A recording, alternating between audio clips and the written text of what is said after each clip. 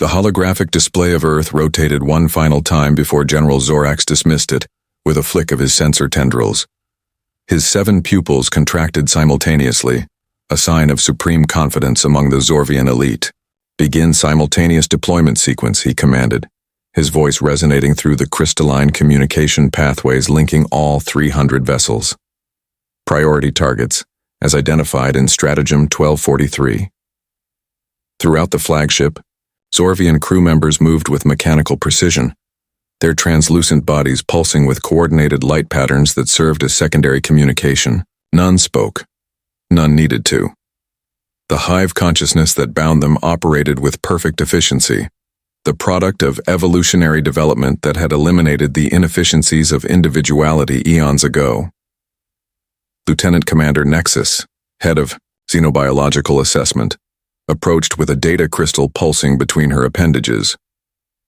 "The psychological profile of the dominant species has been finalized, General," she reported, her bioluminescent patterns shifting to formal presentation mode. "The humans exhibit contradictory behavioral markers that make them particularly vulnerable to strategic dismantling." Zorax absorbed the data through direct neural interface, his exoskeleton rippling with satisfaction. "Fascinating," he noted. "Their emotional responses consistently override logical decision-making, even among their leadership castes. Their loyalty structures fragment along arbitrary geographical and ideological lines. They willingly sacrifice collective well-being for individual advancement." "Indeed," Nexus confirmed. "Their strongest nations maintain adversarial relationships even when cooperation would yield optimal outcomes. Their communications technologies, while primitive, have paradoxically increased their societal division rather than unifying them." The strategic operations officer interjected with precisely timed deference. "We estimate neutralization of their primary military response capabilities within the first 14 minutes of engagement. Their nuclear arsenals will be disabled before they recognize the nature of the attack." Zorax clicked his mandibles in approval as the fleet began its silent approach toward the blue planet. Earth's primitive detection systems would register nothing until the Zorvians chose to reveal themselves. On his command display, the invasion sequence appeared as a series of elegant mathematical formulas, each variable accounted for, each contingency calculated to 99 decimal points of accuracy. "The humans fancy themselves the dominant species of this sector," Zorax observed as the first vessels entered Earth's upper atmosphere undetected.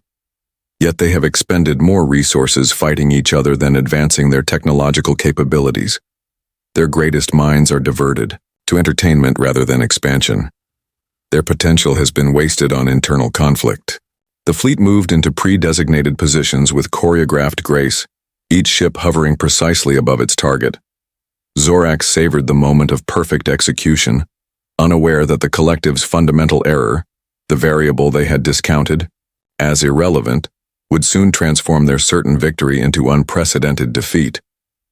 "Commence operation," he commanded, his voice carrying absolute certainty as the first energy signatures charged. "By this time tomorrow, Earth will be merely the 18th conquest in our unbroken chain of expansion." The weapons powered up in silent synchronization, targeting systems locked on objectives that, according to all Zorvian calculations, would ensure humanity's swift and total capitulation. They could not have been more wrong. Dr. Eleanor Chen hunched over her makeshift workstation, surrounded by hastily assembled equipment salvaged from the research facility's backup storage. The emergency generators hummed in the background, providing just enough power to run her modified signal analyzer. Her colleagues had evacuated hours ago, but something in the alien transmission patterns had caught her attention, a mathematical rhythm too perfect to be coincidental. "There it is again," she whispered, adjusting the frequency band. The oscilloscope displayed a repeating wave pattern that pulsed with clockwork regularity before each weapon's discharge reported on the emergency broadcast system. Her fingers flew across the keyboard, isolating the signal and running it through her custom cryptography algorithm. Outside, the distant rumble of explosions punctuated the eerie silence that had fallen over the Montana countryside. Through the reinforced windows, she could see the edge of an alien vessel hovering over the horizon, its obsidian surface reflecting the sunset in disorienting patterns. Her satellite phone buzzed, one of the few communication devices still functioning, operating on frequencies the aliens hadn't prioritized for jamming. "Chen speaking," she answered, eyes never leaving the screen. "Eleanor, it's Admiral Weston from Pacific Command," came the strained voice. "Please tell me you have something. We've lost contact with the East Coast entirely." She straightened, adrenaline sharpening her focus. "Maybe. Their transmission security is practically perfect, but there's a pattern in their weapons charging sequence. A frequency modulation that occurs exactly 3.7 seconds before energy discharge. Can we use that? If we can distribute the information fast enough, military units would have a 3.7-second warning before strikes. It's not much, but it's more than we have now," the Admiral finished. "We've established a makeshift communications network using old shortwave radio equipment. I'll get every available operator sending this information out immediately." Meanwhile, halfway across the world, Captain Jae-min Kim led his squadron of South Korean F-15K fighters in a desperate evasive pattern around Seoul's airspace. His jet screamed through the air as he executed a series of random, unpredictable maneuvers that defied standard air combat protocols. "Eagle 3, report," he barked into his oxygen mask. "Sir, they almost had me, but when I broke formation and went into that spiral dive, their targeting system seemed to lose lock," came Lieutenant Park's breathless reply. "I don't think they can predict truly random movements." Captain Kim processed this information as he banked sharply left, then immediately right without pattern. The alien vessel above Seoul emitted a pulse of violet energy that narrowly missed, his aircraft striking an empty field instead. "All units," he commanded, "disregard standard evasive maneuvers. I want complete unpredictability. No patterns, no standard tactics. Fly like you've never flown before." Across his tactical display, the squadron scattered like startled birds, each pilot choosing their own chaotic flight path. The alien ship's energy weapons fired repeatedly, but struck nothing but empty air. In the UN bunker beneath Geneva, the Emergency Security Council watched satellite footage of the Korean squadron with growing hope. For the first time since the vessels appeared, someone had found a weakness in the seemingly invincible armada.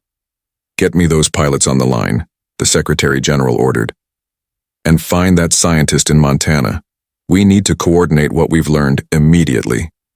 The Zorvian's perfect plan was beginning to unravel, one human anomaly at a time. General Zorax's meditation chamber aboard the flagship pulsed with agitated bioluminescence, reflecting his troubled mental state.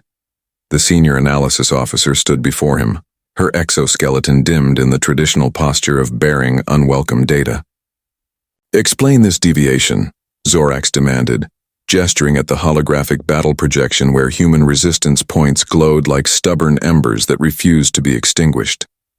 "The humans are adapting in ways our models did not predict," she replied. "Their resistance is not centralized as in every previous conquest. It's distributed, asymmetrical, and appears to lack hierarchical coordination." "Impossible," Zorax countered.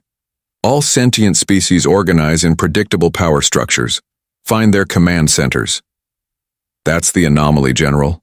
There seem to be thousands of micro-command centers, each operating independently, yet somehow harmoniously." She manipulated the display to show a global map, dotted with countless small lights. "Our algorithms cannot identify priority targets, because there is no central node to eliminate." In a remote village in the Andes Mountains, this truth was manifest, as an elderly shaman used a ham radio equipment operated by his 12-year-old granddaughter to relay Dr. Chen's frequency discovery to resistance cells throughout South America.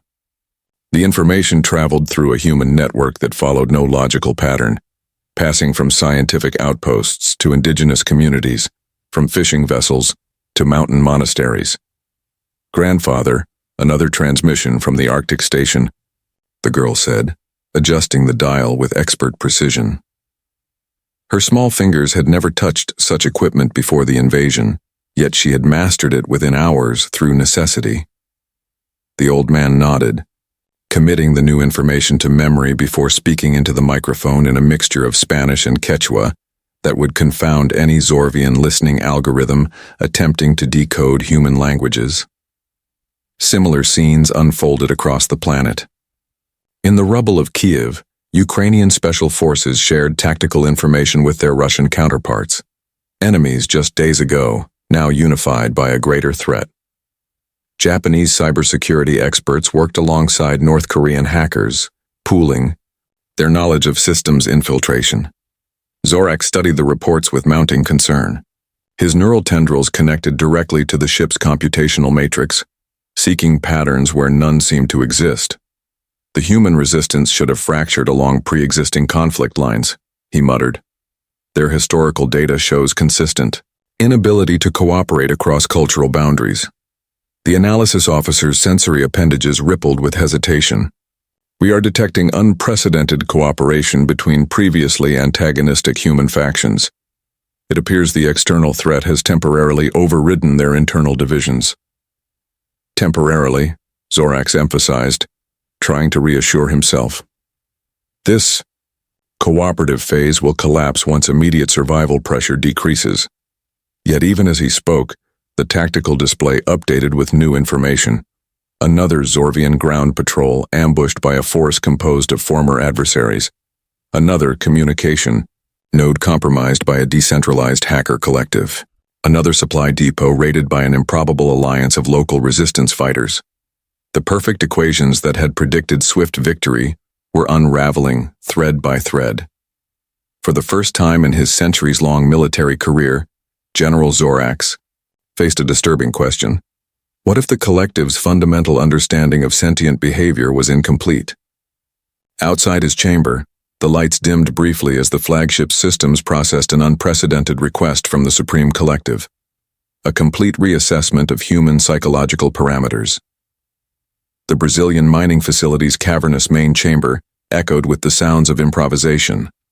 Head engineer Carla Mendez wiped sweat from her brow as she made final adjustments to what her team had dubbed the Diamond Claw, a repurposed excavation vehicle whose cutting apparatus now bristled with industrial-grade diamond drills. The alien ground troops armor deflects conventional bullets, she explained to the assembled resistance fighters, a mix of miners, local police, and military personnel who had escaped the destruction of nearby bases. But these drills, designed to cut through the hardest rock formations on Earth, operate on completely different principles than weapons. They don't blast. They penetrate through micro-rotations at quantum speeds. A former mining security officer raised his hand. How close do we need to get to these things? Carla grimaced. Closer than any of us would like. But we've modified 6 of our transport vehicles with makeshift armor. They won't withstand a direct energy blast, but they'll get you close enough. Meanwhile, across the world in a Tokyo recording studio converted into a resistance lab, audio engineer Hiroshi Tanaka played back a sequence of sound through specialized equipment. The crystalline structure at the center of the testing chamber, salvaged from a downed Zorvian scout ship, vibrated and then fractured along microscopic fault lines. The frequency combination works, Dr. Tanaka announced to the assembled team of musicians, neuroscientists, and defense researchers. Traditional taiko drum patterns, modified to produce specific harmonic overtones, create vibrational resonance that destabilizes their neural crystalline structures. Professor Yamamoto, Japan's leading xenobiologist, leaned forward to examine the shattered crystals. How powerful would the broadcast need to be to affect their troops or vessels? We're converting the Tokyo Dome's concert sound system, Tanaka replied. With proper amplification, we should be able to target their ground forces within a 3-kilometer radius. And their ships? For those, we'll need something bigger. I've been in contact with sound engineers from 26 major concert venues around the world. If we coordinate, we might be able to create localized disruption fields. In Montana, Dr. Chen's research facility had transformed into a global coordination hub. Her discovery about the Zorvian pre-attack frequency pattern had evolved into a comprehensive analysis of alien communication structures. Bleary-eyed from 72 hours without sleep, she addressed the video conference connecting scientists across 6 continents. Their computational systems are exponentially more advanced than ours, she explained, but they're fundamentally linear. Every calculation follows perfect logical progression without deviation, which makes them predictable, interjected a quantum computing specialist from India. Exactly, Chen confirmed. They can process more variables than we can imagine, but they process them in sequences we can potentially anticipate. More importantly, they have no concept of true randomness. A mathematician from Kenya leaned into his camera. So if we launch attacks with no discernible pattern, their systems struggle to respond. Chen finished. They're like perfect chess. Players suddenly forced to play a game where the rules change randomly every 3 moves. The screens around her filled with nodding heads and expressions shifting from despair to cautious hope. Humanity's greatest minds were reaching the same conclusion simultaneously. The aliens' perfect logic might be their perfect weakness. As dawn broke over the Montana facility, Dr. Chen received word that the first coordinated global counteroffensive was being prepared. The resistance had a plan that no Zorvian algorithm could possibly predict, because it followed no logical pattern whatsoever. The Zorvian command ship trembled slightly as another vessel in the fleet lost stabilization and plummeted toward the Earth's surface. General Zorax watched the tactical display with growing horror as the perfect formation of his armada disintegrated into chaos. His subordinates worked frantically at their stations, their normally synchronized movements now discordant and hesitant.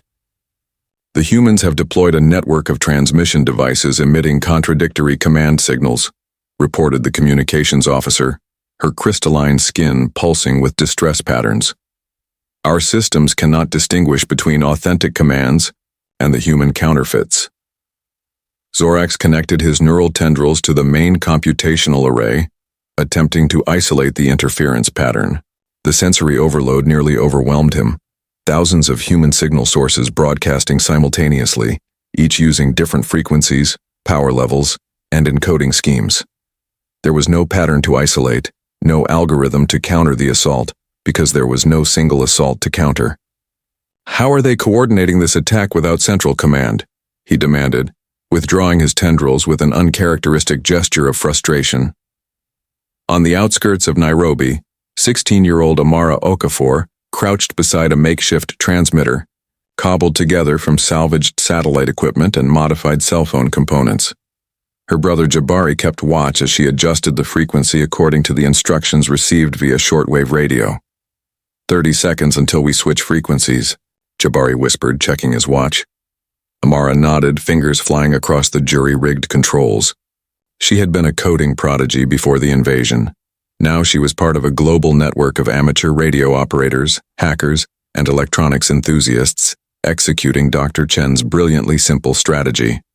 Every transmitter on Earth broadcasting conflicting commands to the alien fleet, switching frequencies at randomly determined intervals that followed no mathematical pattern. Switching to frequency group Delta, she announced, turning a dial fashioned from a bottle cap. Transmitting now. Similar scenes played out in thousands of locations across the planet, from urban rooftops to rural farmhouses, from university laboratories to elementary school gymnasiums. Each transmitter was different, each frequency pattern unique, each operator working from slightly different instructions that had been deliberately altered as they passed through the human communication network. Aboard the Zorvian flagship, the tactical display updated with catastrophic information. 7 major vessels had lost navigational control and crashed. 15 more reported critical systems failures. Ground forces were losing cohesion as their neural link to the collective became corrupted with contradictory information. The Supreme Collective demands explanation, announced the communication officer, her voice resonating with the authority of their highest leadership. Zorax struggled to formulate a response that would satisfy the collective. How could he explain that the humans, a technologically inferior species by every measurable standard, had discovered and exploited the one weakness the Zorvians had never considered? Their perfect logical systems could not process true randomness or genuine creativity.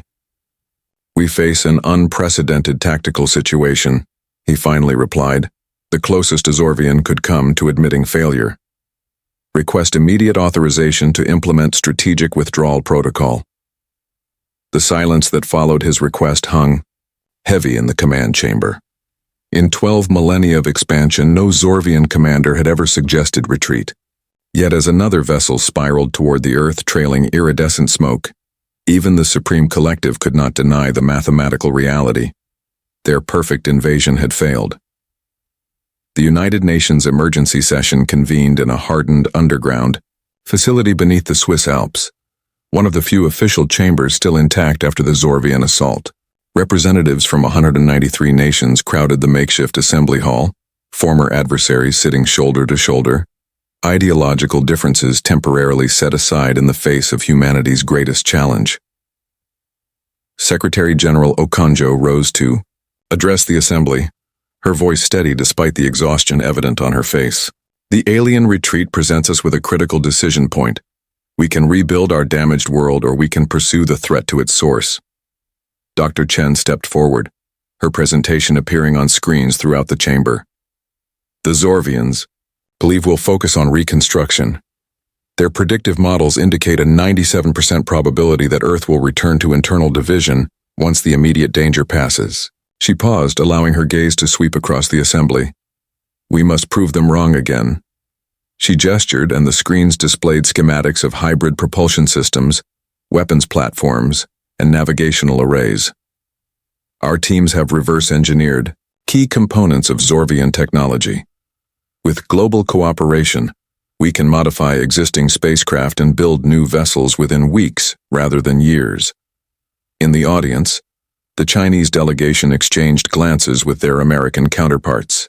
The Russian ambassador nodded almost imperceptibly to his European colleagues. Traditional power blocks were dissolving in real time, as humanity recognized the existential importance of unified action. Project Continuum requires resources from every nation, Chen continued. No single country possesses all the necessary components. We need Brazilian aluminum, Chinese rare earth elements, American computer systems, Russian aerospace engineering, Japanese robotics, Indian software development, and contributions from every corner of the globe.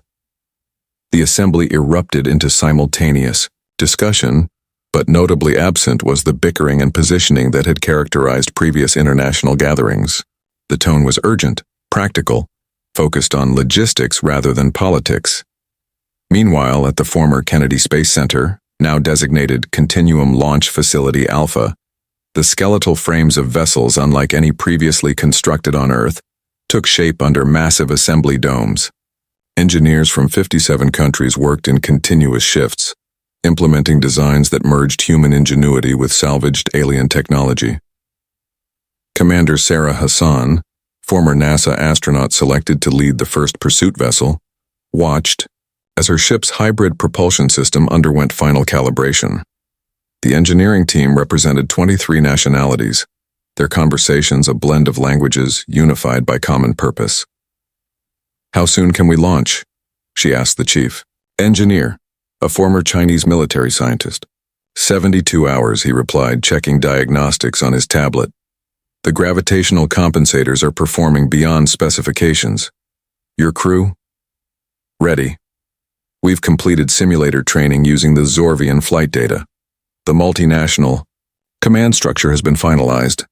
Combined experience of 47 space missions between us. Across the facility, similar conversations unfolded as humanity prepared for an unprecedented leap forward.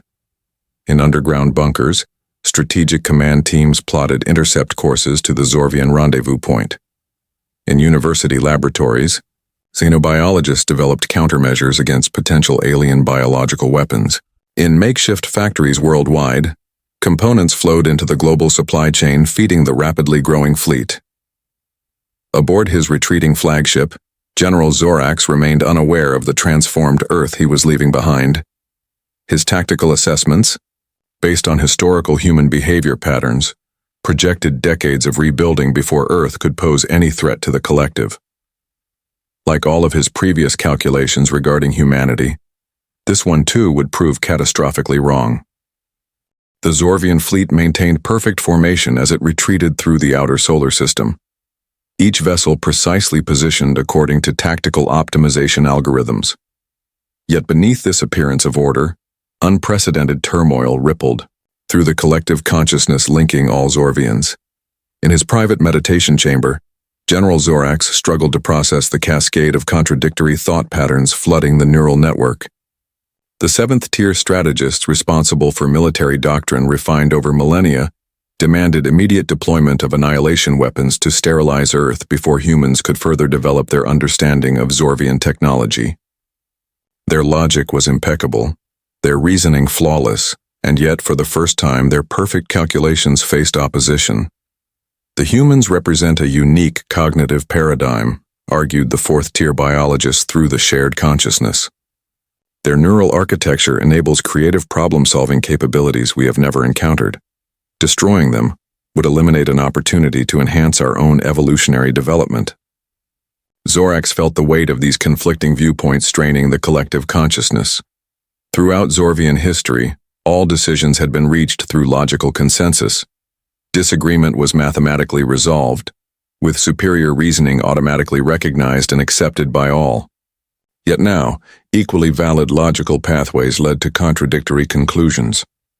The second-tier historians added further complexity by retrieving ancient records from the collective memory. The Meridian species of the Cygnus sector demonstrated similar, adaptive capabilities before our intervention. Their elimination is recorded as a strategic necessity, yet subsequent analysis indicates potential long-term detrimental effects to our developmental trajectory. As the internal debate fractured, Zorvian unity, the human pursuit fleet emerged from Earth's orbit.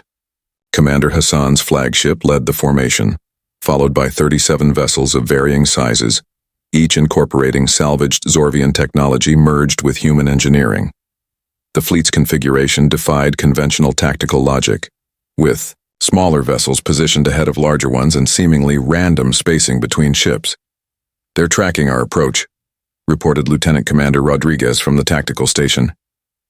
"Their formation remains unchanged," Hassan studied, the display showing the Zorvian fleet's perfect, symmetrical retreat pattern. "They're still thinking like Zorvians.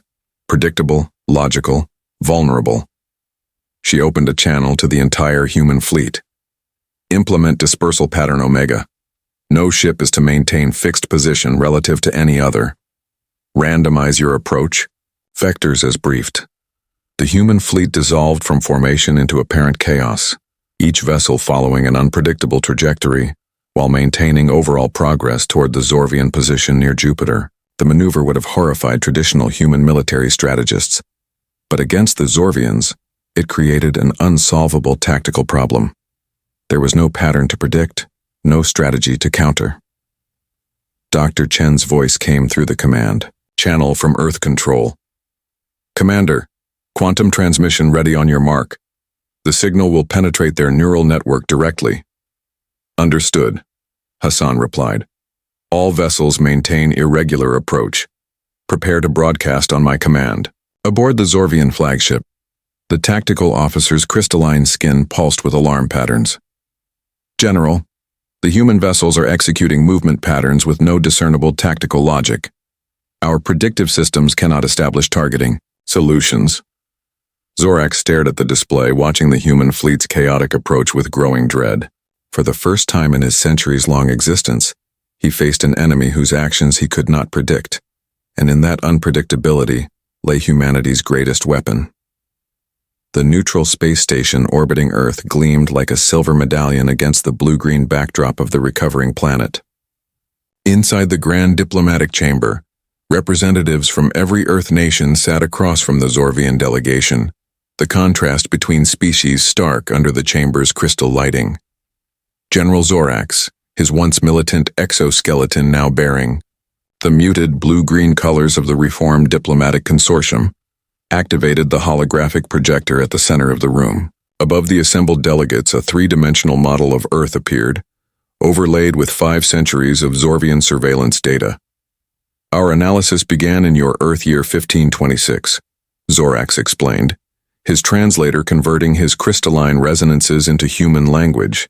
"We cataloged your technological development, resource distribution, conflict patterns, and social structures with 99.99997% accuracy." Dr. Chen stepped forward, now Earth's chief xenological diplomat. and yet you failed to understand us completely. Yes, Zorax acknowledged, the admission sending ripples of amazement through the Zorvian delegation. Such acknowledgement of error would have been unthinkable before their defeat. Our most catastrophic miscalculation was not technological, but philosophical. We measured what could be measured and ignored what could not. The hologram shifted to display human neural patterns alongside Zorvian ones. We classified your emotional responses as evolutionary artifacts, inefficient remnants of your development. We were wrong. Your emotions do not impair your reasoning. They enable forms of cognition our species cannot access. The Brazilian ambassador leaned forward. You saw our diversity as weakness. A logical conclusion based on our evolutionary path, Zorax responded. The collective achieved perfect unity through the elimination of individual variation. We could not conceive that your differences, cultural, ideological, biological, would become your strength when facing extinction. The hologram shifted, again, displaying side-by-side timelines of human adaptation during the invasion compared to Zorvian response models. Our tactical systems predicted your adaptive strategy would require 17 of your months to implement. You accomplished it in 14 days. Because we didn't follow the rules, offered Commander Hassan with a slight smile. You expected us to respond according to optimal strategic doctrine. Instead, you cooperated in ways our historical analysis indicated would be impossible, Zorax acknowledged. Former adversaries united overnight. Resources were shared without calculation of advantage. Individuals sacrificed themselves for collective survival without hierarchical direction. Dr. Chen approached the holographic display, studying the complex Zorvian calculations that had predicted humanity's swift defeat. You thought you understood us because you studied our technology, our wars, our political systems. But you never understood what drives us, our capacity for hope in the face of impossible odds, our ability to find common ground with those different from ourselves when necessity demands it, our willingness to imagine solutions where none seem to exist. Zorax's exoskeleton pulsed with patterns indicating profound realization. In 12 millennia of expansion, we encountered many sentient species. All were either completely individualistic or rigidly collective. Humanity exists in paradoxical balance between these states, shifting dynamically between individual creativity and collective action as circumstances require. The hologram dissolved, replaced by images of Earth's recovery, damaged cities being rebuilt, new technologies emerging from the hybridization of human and Zorvian science. The orbital shipyards where a new generation of exploration vessels took shape. Our species has much to learn from yours, Zorax concluded, initiating the formal gesture of Zorvian respect, something no human had ever witnessed before. Beginning with the most important lesson of all. Perfect calculation is not perfect understanding.